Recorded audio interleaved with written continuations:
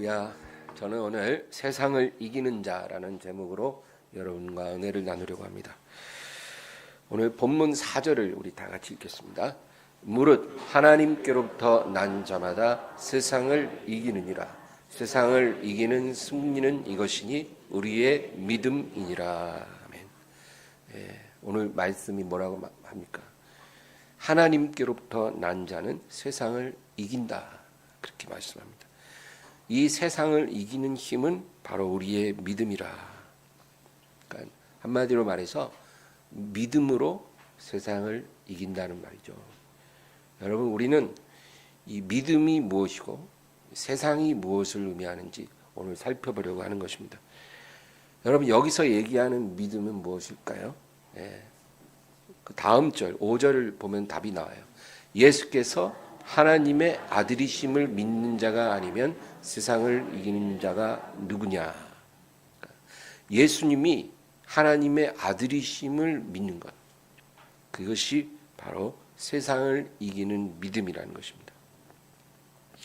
근데 저와 여러분은 이미 이 믿음을 가지고 있죠. 오늘 우리가 알아야 될 것이 몇 가지가 있습니다. 우리가 믿는 하나님의 아들 예수는 어떻게 세상을 이기셨는가? 우리가 그걸 먼저 알아야 됩니다. 예수님이 세상을 이기셨기 때문에 예수님을 믿는 우리도 그 안에서 세상을 이기는 거죠.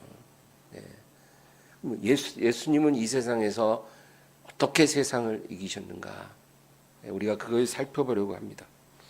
여러분, 예수님의 승리는 순종에서 나온 승리입니다. 이게 핵심이에요. 예수님이 세상을 이기셨는데 그 승리가 순종에서 나온 승리입니다. 승리의 열쇠가 순종이라는 거죠. 요한복음 16장 32절 한번 보겠습니다. 보라, 너희가 다 각각 제 곳으로 흩어지고 나를 혼자 둘 때가 오나니 벌써 왔도다. 그러나 내가 혼자 있는 것이 아니라 아버지께서 나와 함께 계시느니라. 지금 예수님이 제자들에게 뭐라 그러냐면 이제 모든 사람이 다 나를 버리고 떠날 것이라는 거예요. 예수님을 따르는 그 수만 명의 군중들 다 떠나고, 그리고 마지막으로 제자들마저도 예수님을 혼자 두고 떠나갈 것이다. 그러나 내가 혼자 있는 것이 아니라는 거예요. 누가 함께 계셔요? 아버지께서 나와 함께 계시느니라. 그러니까 예수님은 혼자인 것 같아도 사실은 아버지와 함께 계시다는 거예요. 어떻게 이럴 수가 있습니까? 예수님께서 처음부터 끝까지 아버지를 온전히 순종하셨기 때문에 아버지가 예수님을 떠나지 않으신다는 거예요. 예수님은 아버지의 일을 하는 것이 나의 양식이다. 그렇게까지 말씀하셨어요. 나의 양식은 나를 보내신 이의 뜻을 행하며 그의 일을 온전히 이루는 그것이라. 그렇게 말씀하셨거든요. 그러니까 여러분, 얼마나 놀라운 말이에요. 예수님의 하루 세 끼 양식은 아버지의 뜻을 행하고 그 일을 온전히 이루는 것이라는 거죠. 그만큼 예수님은 온전히 순종의 삶을 사셨다는 거예요. 자기 뜻이 있지만 아버지 뜻에 자기를 온전히 맞추시고 살아가셨어요. 그러니까 그렇게 순종을 잘하는 예수님을 아버지가 혼자 두지 아니하신다. 그 말이에요. 그 다음 절 33절도 읽겠습니다. 이것을 너희에게 이르는 것은 너희로 내 안에서 평안을 누리게 하려 함이라. 세상에서는 너희가 환난을 당하나 담대하라. 내가 세상을 이기었노라. 이제 내가 너희에게 한 가지 비밀을 말해줄 것인데, 하나님은 순종하는 자를 결코 혼자 두지 아니하신다는 거예요. 하나님께 온전히 순종하는 자를 하나님은 결코 혼자 있게 내버려 두지 아니하신다. 너희가 이것을 깨닫는다면 너희는 내 안에서 평안을 누리게 될 것이다. 그 얘기예요. 여러분, 문제는 우리예요. 내가 문제, 내가 하나님께 순종하지 않으니까 내가 버려지고 방황하는 거예요. 하나님께 온전히 의지하고 그분을 순종하면 하나님 우리를 결코 혼자 두지 않으십니다. 우리가 이것을 깨닫고 이렇게 살면 우리는 진정한 평안을 우리의 삶에 누리며 살 수가 있는 것입니다.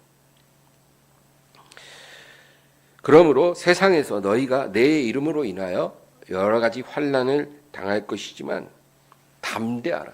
내가 세상을 이기었노라. 여러분, 순종한다고 환난이 안 오는 게 아니에요. 순종하면 할수록 환난이 더 와요. 그러면 순종 안 해야지. 그런 사람은 설마 없겠죠? 근데 제가 팩트를 말씀드린 거예요. 우리가 하나님께 순종할수록 우리의 믿음으로 인해서 공격을 받게 되고 환난을 당하게 되는데, 그러나 두려워 말라는 거예요. 담대하라. 내가 세상을 이기었노라. 내가 아버지께 순종함으로 세상을 이긴 것 같이 너희도 내게 순종하면 세상을 이기는 자가 되리라. 그 얘기예요. 그래서 여러분, 이게 진리 아닙니까? 우린 세상 사람들은요, 승리하려면 뭐가 있어야 된다 그래요? 돈이 있어야 된다 그러죠. 또 건강이 있어야 된다 그러죠. 많이 공부하고 배워야 된다 그러죠. 뭐 여러 가지 실력이 있어야 되고 인맥도 필요하고 뭐 운도 따라야 되고. 세상 사람들은 승리의 조건들이 그런 것들이에요. 그런 게 다 있어야 승리할 수 있다는 거예요. 근데 진리는 뭐라고 말합니까? 하나님께 순종하는 자가 세상을 이기고 승리하느니라. 이 의미를 우리가 깊이 깨달아야 돼요. 예수님을 순종하는 우리의 태도, 예수님을 따르는 우리의 태도는 세 가지가 있어요. 첫째는 순종입니다. 순종이 뭐예요? 주님의 길을 즐거이 따르는 것을 말합니다. 여러분, 우리가 주님을 따를 때 이 순종으로 따르는 것이 제일 좋은 태도입니다. 부모가 자식에게 뭘 해라고 심부름을 시켜요. 그럼 자녀가 웃으면서 알았어요 아빠, 알았어요 엄마, 이러고 즐거이 그 심부름을 하면 그것만큼 부모의 마음이 흐뭇한 게 없죠. 하나님도 마찬가지예요. 우리가 하나님의 뜻을 즐거이 따를 때 그것을 가장 기뻐하시고, 그걸 순종이라고 말합니다. 근데 이 순종은 하나님의 마음을 아는 사람만 할 수가 있어요. 이게 쉬운 게 아닙니다. 하나님의 마음을 알고 하나님과 친밀한 사람만이 순종이 가능한 거예요.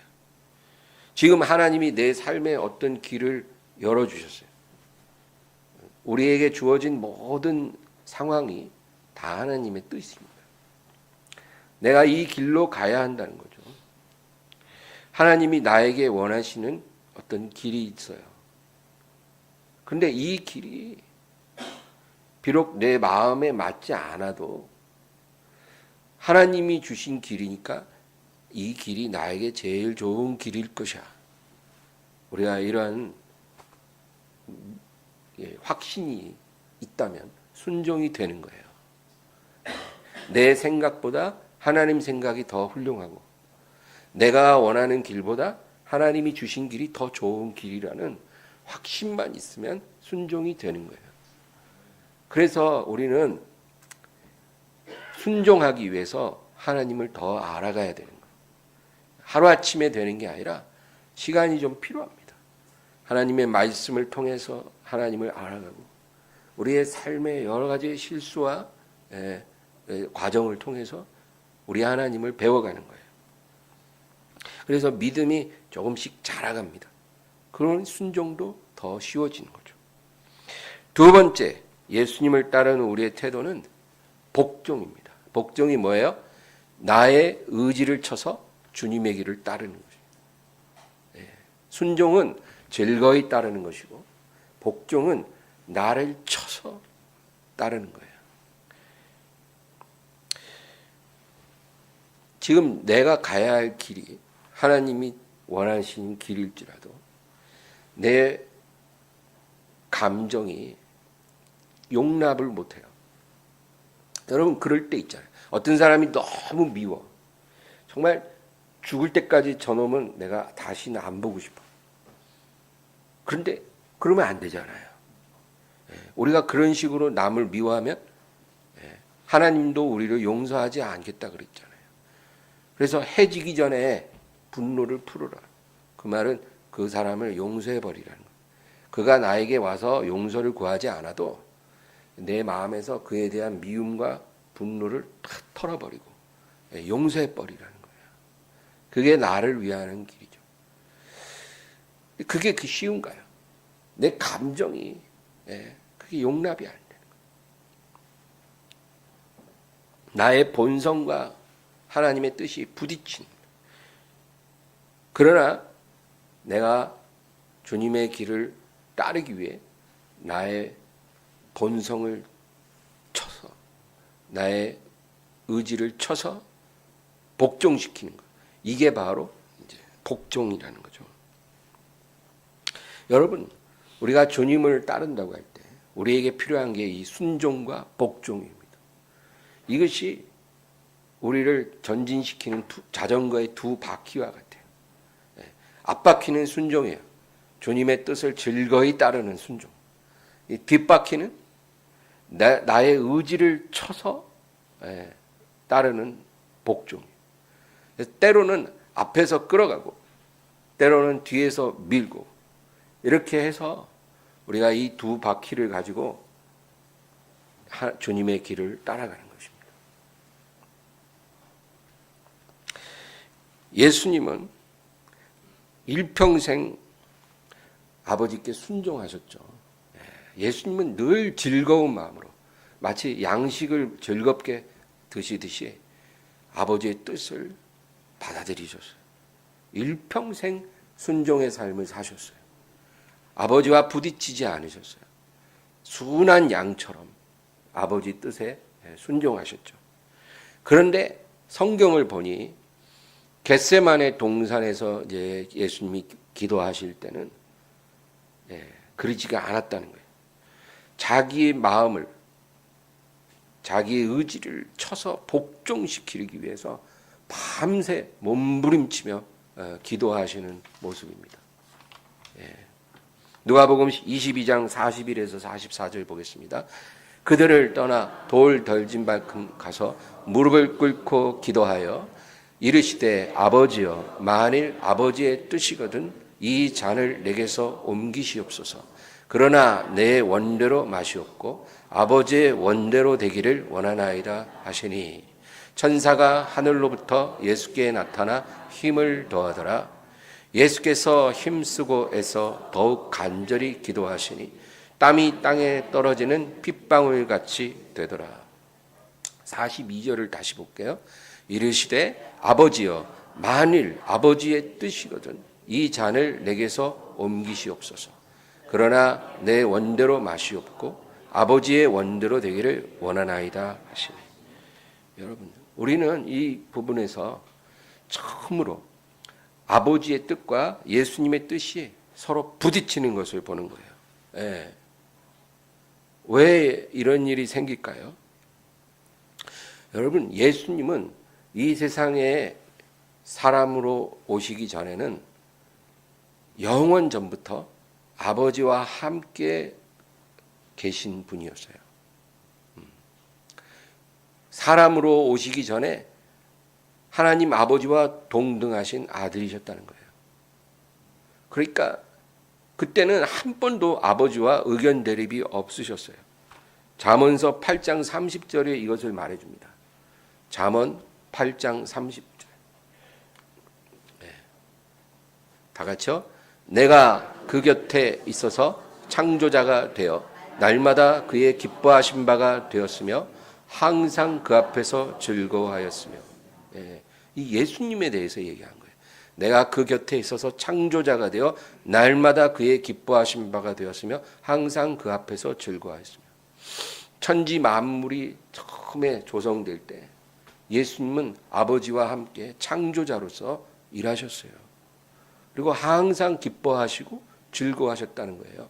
그러니까 아버지와 의견이 부딪힌 적이 없으신 아들이었어요. 그런데 이 예수님이 이제 육신을 입고 사람이 되어 이 세상에 오셨기 때문에 이제는 상황이 달라진 거예요. 왜냐하면 예수님은 우리와 똑같은 육신의 본성을 갖게 되신 거예요. 이게 정말 놀라운 거 아닙니까? 창조주께서 사람이 되신 것도 너무나 놀랍고 그 사람이 되신 하나님이 우리와 똑같은 본성을 갖고 계심으로 인해서 이 땅에 계신 동안 하늘에 계신 아버지와 마음이 서로 부딪히는 거예요. 서로 부딪히는 상황이 겟세마네 동산에서 일어난 거예요. 그래서 예수님 뭐라 그래요? 아까 42절에 보면 할 수만 있으면 할 수만 있으면 이 잔을 내가 안 마시게 해달라는 거예요. 지금 아버지가 아들 예수님께 잔을 딱 마시라고 내밀었는데 아버지 저는 이 잔을 마시고 싶지 않아요. 그 말이에요. 예수님이 왜 그러셨냐면 우리와 똑같은 본성을 갖고 계시니까 그런 상황이 온 거예요. 그러나 내 원대로 마시고 아버지의 원대로 되기를 원하나이다. 그러니까 이 기도는 아버지를 설득하기 위한 기도가 아니고 아버지의 뜻에 자기를 복종시키기 위해서 지금 몸부림을 치면서 기도하고 계신 거예요. 여러분 우리가 하나님께 순종하고 복종하려면 이렇게 몸부림치는 기도도 해야 돼요. 이런 기도를 해보셨습니까? 하나님 뜻이 있어요. 근데 내 뜻하고 너무 지금 차이가 있어요. 근데 우리는 아버지를 그냥 확 끌어갖고 내 뜻에 맞추려고 그러잖아요. 누가 얘기나 해보자고. 그게 아니라 나를 하나님 앞에서 깨뜨려서 복종시키기 위해 우리가 기도할 줄 알아야 되는 거예요. 이런 기도가 우리에게 필요한 거예요. 순종하고 복종하는 게 그렇게 쉬운 일이 아니라는 거예요. 그 다음 43절 또 볼까요? 천사가 하늘로부터 예수께 나타나 힘을 더하더라. 우리가 하나님 뜻에 복종하기 위해 기도하면요. 천사가 와서 기도를 계속할 수 있도록 힘을 더해 준다는 거예요. 여러분 올바른 기도를 하면 이렇게 연약한 몸과 마음을 붙잡아 주기 위해서 하나님이 천사까지 보내주셔요. 힘을 더해 주십니다. 기도를 더 하라는 거예요. 더 영적 승리가 일어날 때까지 온전한 복종이 임하고 너의 마음이 평안해질 때까지 더 기도하라는 거예요. 천사가 와서 기도를 도와줍니다. 그 다음 44절이요. 예수께서 힘쓰고 애써 더욱 간절히 기도하시니 땀이 땅에 떨어지는 핏방울 같이 되더라. 예수님의 얼굴에서 땀이 흐르는 거예요. 그때가 밤새 산에서 기도하는 거기 때문에 쌀쌀할 거 아니에요. 그죠? 근데 얼마나 몸부림을 쳤는지 얼굴에서 땀이 이렇게 흐르는데 누가 보니 꼭 핏방울처럼 보이더라는 거예요. 그만큼 예수님이 자기 본성을 쳐서 아버지께 복종하는 그 기도가 힘든 싸움이었다는 거죠. 예수님은 이 세상에서 우리와 다른 본성을 갖고 사신 분이 아니었어요. 우리와 똑같은 조건으로 똑같은 본성으로 이 세상에서 살아가시고 그리고 때로는 아버지 뜻에 자기 본성을 깨뜨리기 위해서 몸부림치며 이렇게 기도하신 분이었다는 거예요. 여러분 이것을 우리가 성경에서 자기 부인이라 그렇게 말하는 거예요. 자기를 부인한다. 여러분 예수님이 먼저 본을 보이셨다는 거예요. 자기를 부인하셨어요. 자기가 부인이 돼야 자기 의지를 깨뜨리는 그 자기 부인이 일어나야 자기 십자가를 질 수가 있고 그렇게 자기 십자가를 지고 가야 주님을 온전히 따르는 사람이 되는 거예요. 그러니까 예수님이 행하신 이 본을 우리도 삶의 목표로 삼고 살아야 돼. 우리 그리스도인은 이런 것이 우리의 인생의 목적이 되고 날마다 우리가 기도하는 제목이 돼야지. 하나님, 돈 좀 더 벌게 해주세요. 제 인생 목표가 100억 모으는 거예요. 도와주세요. 이런 기도만 맨날 드리면 안 된다는 거예요. 우리 영적으로 성장할수록 기도도 달라지는 거예요. 예수님처럼 변해가는 거예요. 이게 영적 성장입니다. 교회에서 집사 됐다, 권사 됐다, 장로 됐다, 이런 것이 영적 성장이 아니고, 마음이 변하고 기도가 변하는 것. 누구처럼? 예수님처럼. 누가복음 9장 23절입니다. 또 무리에게 이르시되 아무든지 나를 따라오려거든 자기를 부인하고 날마다 제 십자가를 지고 나를 따를 것이니라. 우리가 말은 쉬워요. 주님 따르기를 원합니다. 근데 여러분, 자기 부인도 안 되고 자기 십자가도 질 줄 모르는데 어떻게 우리가 주님을 따르겠습니까? 불가능한 일입니다.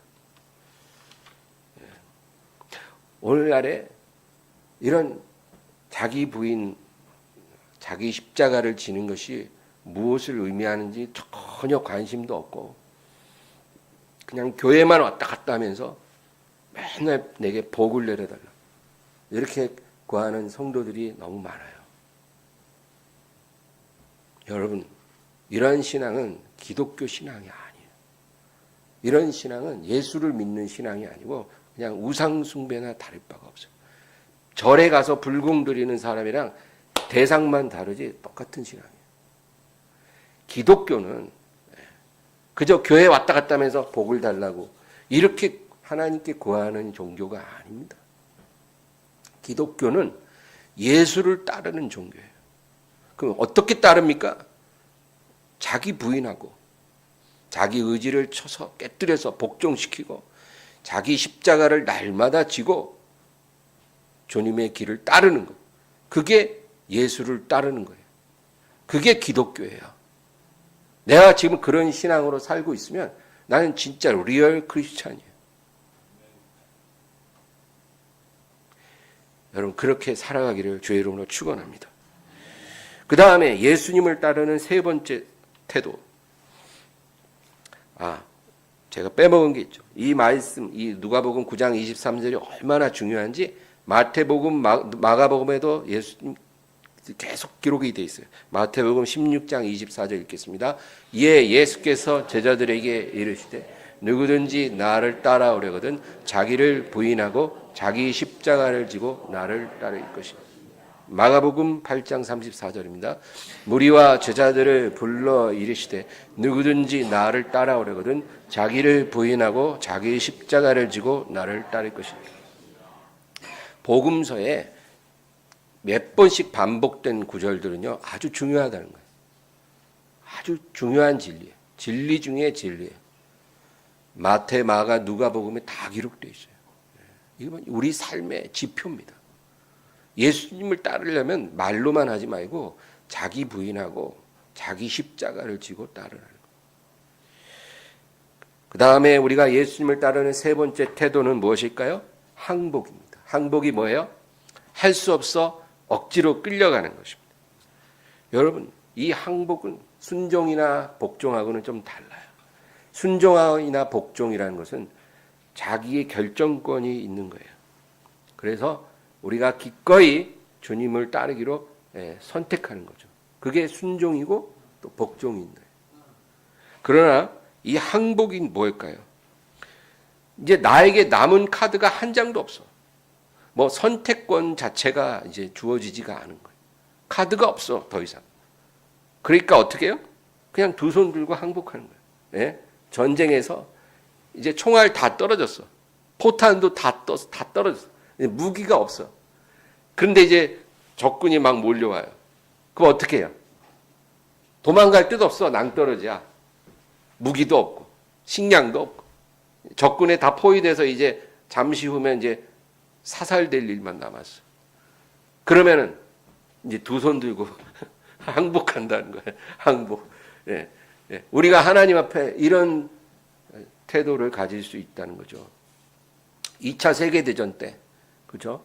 일본이 태평양 전쟁에서 이제 계속 패배했어요. 그래서 이제 결국 전세는 완전히 기울었어요. 근데도 일본 군부는 항복을 하지 않았어요. 끝까지 버티기 하는 거예요. 버티기. 이제 졌는데도 졌다고 인정 안 하고 버티기 시작하는 거예요. 그러니까 어떻게 해요? 미국이 폭격기가 와서 히로시마와 나가사키에 원자폭탄 떨어뜨렸어요. 그러고 나니까 그 다음날 무조건 항복. 무조건 항복. 예. 영적인 세계에서도 어떤 사람이 하나님 앞에 순종하지를 않아요. 복종하지도 않아요. 끝까지 버텨요. 그리고 이제 남은 카드가 한 장도 없는 상황. 물고기 뱃속까지 내려가는 상황. 그러는 상황에서 이제 두 손 들고 항복하는 거예요. 졌습니다. 이제 할 게 없네요. 근데 이것도 은혜입니다. 하나님이 어떤 사람을 꼭 구원해야 되겠다 싶을 때는 이 완악한 사람을 항복시켜요. 그래서 그 영혼만 불에서 건져서 구원하십니다. 순종과 복종에는 상급이 있지만 왜? 나의 선택권이 있었으니까. 그 선택에 대해서 하나님이 상을 주셔요. 그러나 항복한 거에는 상이 없어요, 여러분. 그냥 내 영혼만 겨우 건지는 부끄러운 구원을 받아요. 그래도 항복해서 구원을 받을 수 있다면 감사하죠. 예, 지옥에 가는 것보다는 100만 배 행복한 일이죠. 그래서 여러분, 우리 가족을 위해서 기도하는 걸 멈추지 마세요. 아무리 기도해도 목사님, 우리 남편이 변화가 안 돼요. 우리 부모 형제 구원 안 믿어요. 아무리 전도를 해도. 우리 자녀들 돌아오질 않아요. 어떻게 합니까? 여러분, 할 수 있거든요. 무슨 말이냐? 믿는 자에게 능치 못함이 없으리라. 우리가요, 내 가족 영혼 구원될 걸 믿고 의심하지 말아요. 믿어야 돼요. 하나님으로는 모든 것을 할 수 있다 그랬어요. 낙타가 바늘기로 들어가는 것처럼 부자가 구원받는 게 힘들어도 하나님께는 모든 것이 가능하다 그랬어요. 그러니까 믿고 그 영혼을 위해서 구원받을 걸 기도하세요. 포기하지 마세요. 그러면 인생의 마지막 단계에서라도 항복시켜요. 호스피스 병동에서 회개케 하세요. 인사불성 완전히 무의식 그 콤마 상태에서라도 예수님이 찾아가셔서 회개시켜요. 그래서 마지막 임종 직전에라도 항복받아서 그 영혼을 불에서 건져내십니다. 근데 이런 은혜가 왜 임하냐면 누군가 기도했다는 거예요. 아까 우리 찬양했잖아요. 누군가 널 위해 기도하네. 누군가의 기도가 있었기 때문에 하나님이 그 영혼을 그렇게라도 건져주신다는 거예요. 그러니까 여러분 사랑하는 가족을 위해서 포기하지 말고 계속 기도하시기 바라요. 그러나 이런 항복은 참으로 부끄러운 구원을 받는 것입니다.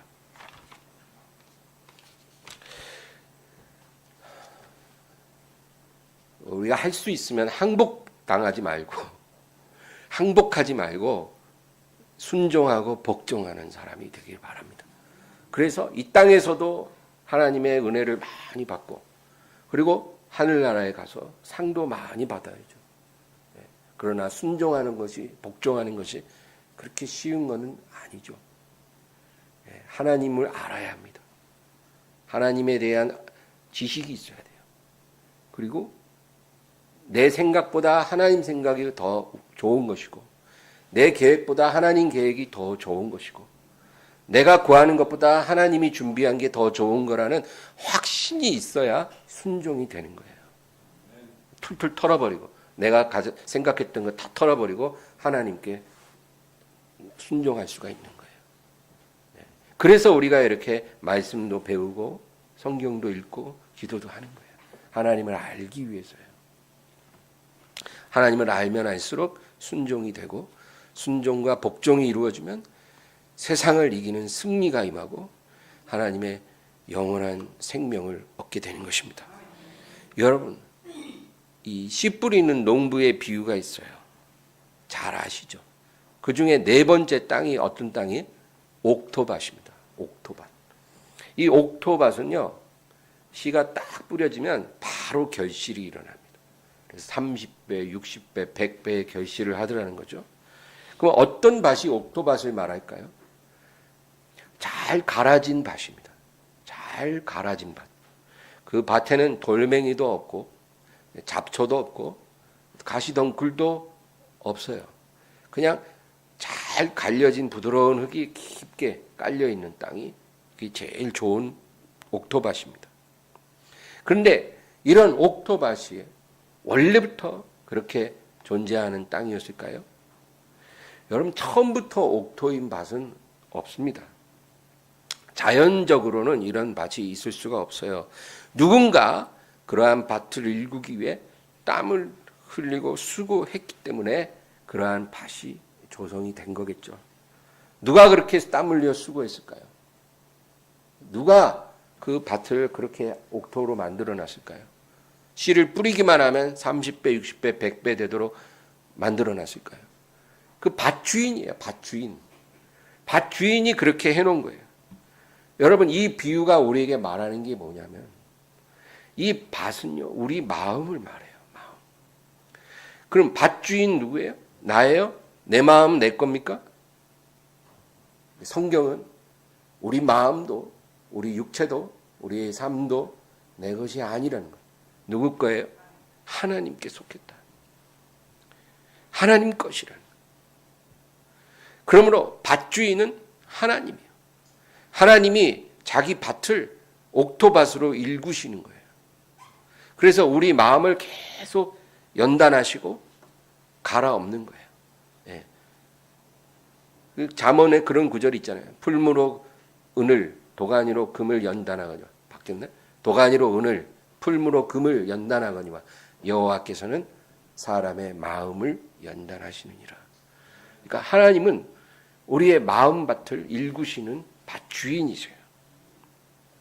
사무엘하 7장 14절을 읽겠습니다. 나는 그에게 아버지가 되고 그는 내게 아들이 되리니 그가 만일 죄를 범하면 내가 사람의 매와 인생의 채찍으로 징계하려니와. 예. 이게 누가 누구에게 하는 말이냐면 하나님이 나단 선지자를 불러서 다윗 왕에게 전해주는 말이에요. 축복의 약속이에요. 나는 그에게 아버지가 되고 그는 나의 아들이 되리니 만일 그가 죄를 범하면 내가 사람의 매와 인생의 채찍으로 징계하리라. 예, 여러분 야고보서의 말씀 아시죠? 예? 징계가 없으면 하나님의 아들이 아니라는 거예요. 사생아라는 거예요. 하나님이 사랑하는 자식마다 아들마다 근실히 징계하신다는 거죠. 그러니까 하나님이 다윗을 축복하실 때 이렇게 말씀하시고 그가 나를 불순종하면 내가 사람의 매와 인생의 채찍으로 그를 징계하여 돌아오게 하리라. 그런데 이 구절을 한글 킹 제임스 성경을 찾아보니까 이렇게 말을 합니다. 다 같이요.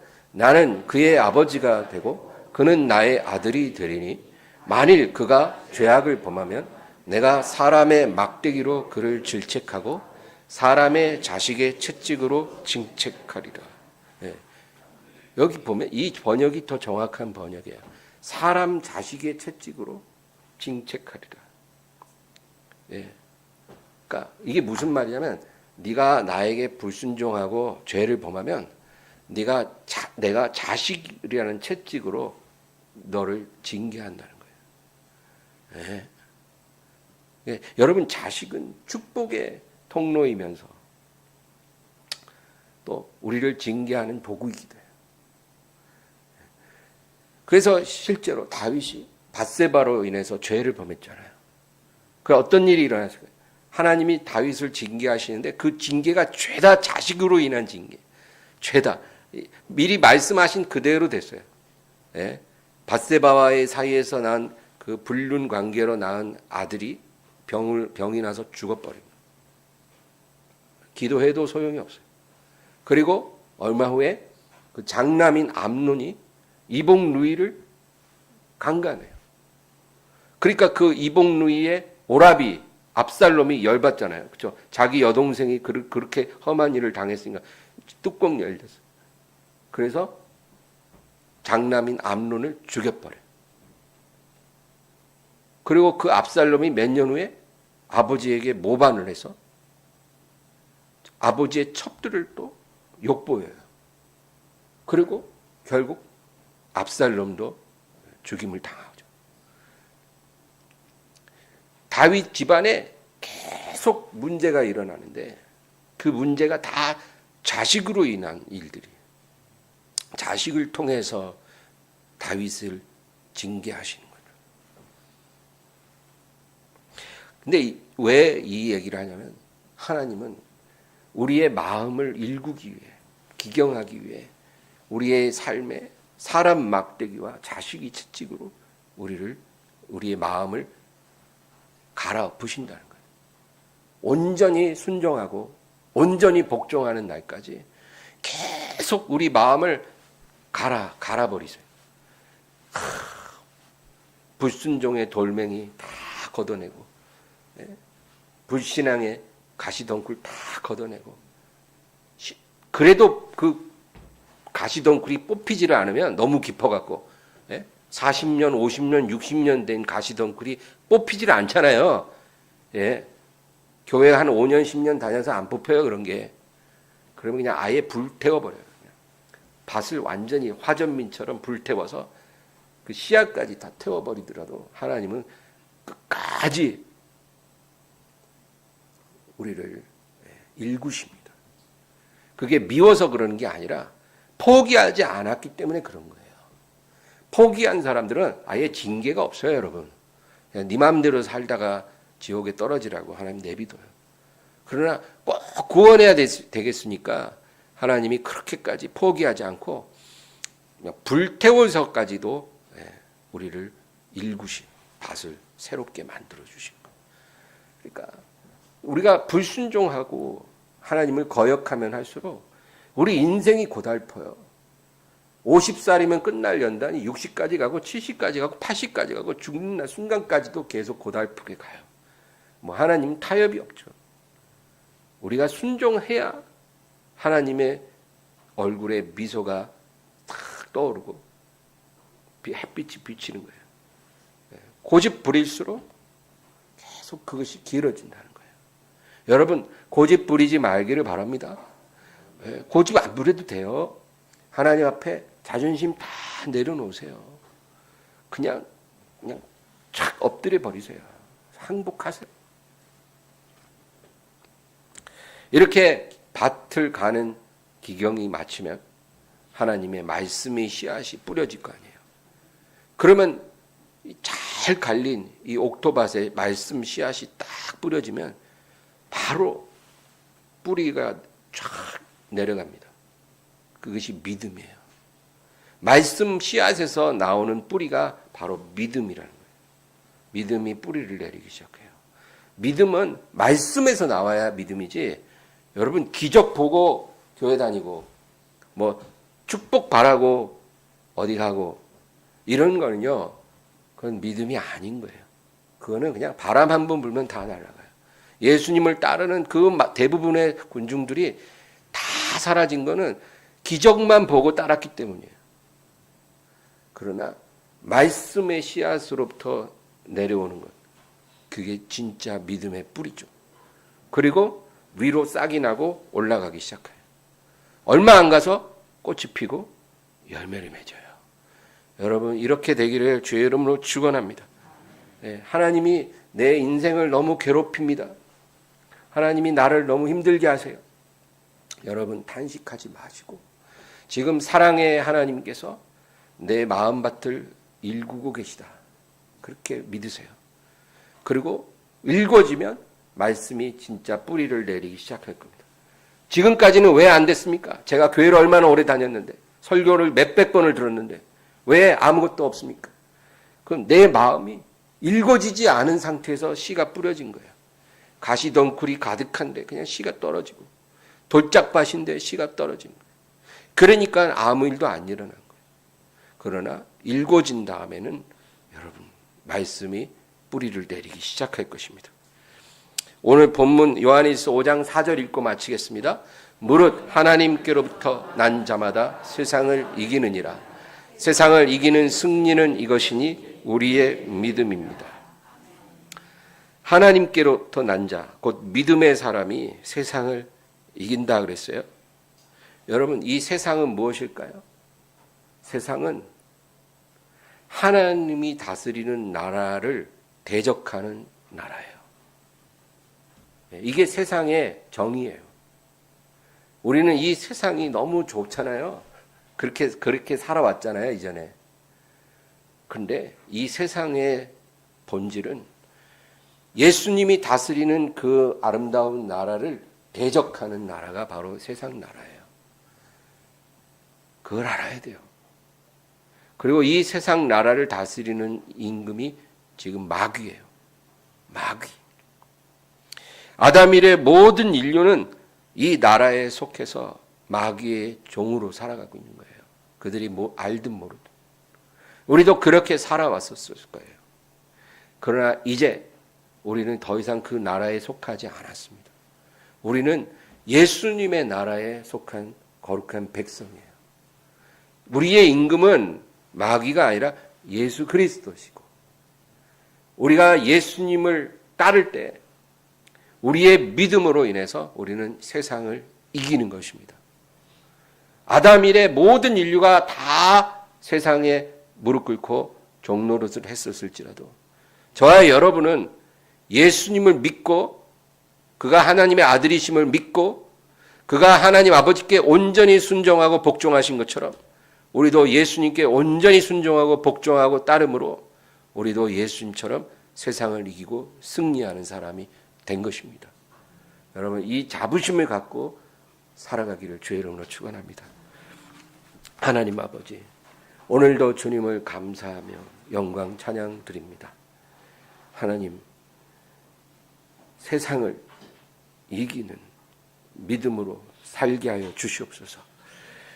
주여, 우리의 믿음은 입술로만 주여 주여 부르고 그저 생각 없이 교회만 왔다 갔다 하는 것이 아니라 우리를 위해서 죽기까지 순종하고 복종하신 예수님을 나의 왕으로 모셔드리고, 예수님이 아버지께 순종하신 것처럼 우리도 주님을 따라 자기를 부인하고 자기 십자가를 지고 주님을 따라가는 것입니다. 이 믿음으로 살도록 도와주시옵소서. 우리에게 힘을 주시옵소서.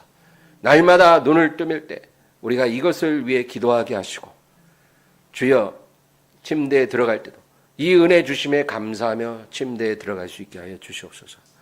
우리의 모든 생활 속에서 내 옆에 계시고 나를 혼자 두지 아니하시고 예수님 옆에 아버지가 계신 것처럼 우리 옆에도 우리 주님이, 성령님, 그리고 많은 천사들이 우리를 돕고 있다는 것을 기억하게 하여 주시옵소서.